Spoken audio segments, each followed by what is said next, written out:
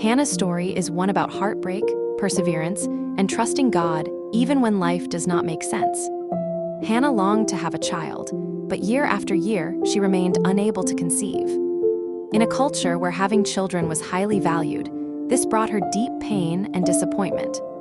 To make matters worse, another woman in the family, Peninnah, had several children and often mocked Hannah because of her infertility. Hannah's sorrow became so overwhelming that there were times when she could barely eat.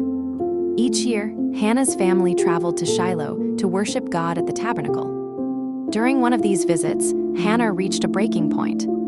She went to the tabernacle and prayed with intense emotion. She wept as she poured out her heart to God, telling him about her pain and loneliness. In her prayer, she made a vow.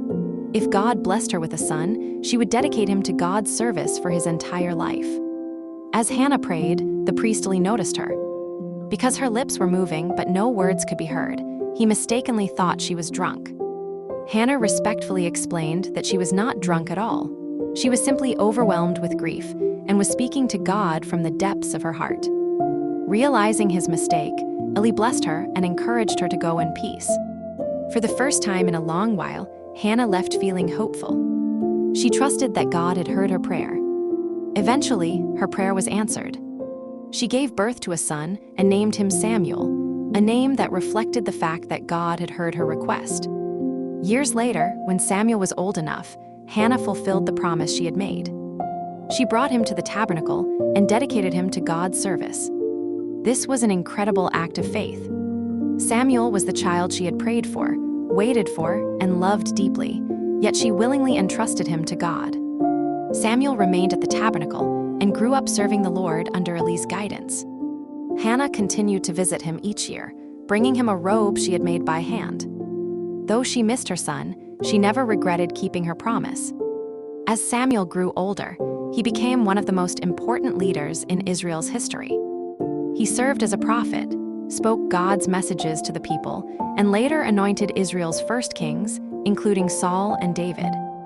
Hannah's story is about much more than receiving an answer to prayer. It is about trusting God through seasons of disappointment, bringing him our deepest struggles, and remaining faithful even while we wait. Her journey reminds us that God hears our prayers, even when the answer seems delayed, and that he can use our faithfulness in ways far greater than we can imagine. For this child I prayed, and the Lord has granted me my petition which I asked of him. Hannah teaches us that faith is not simply believing when everything is going well.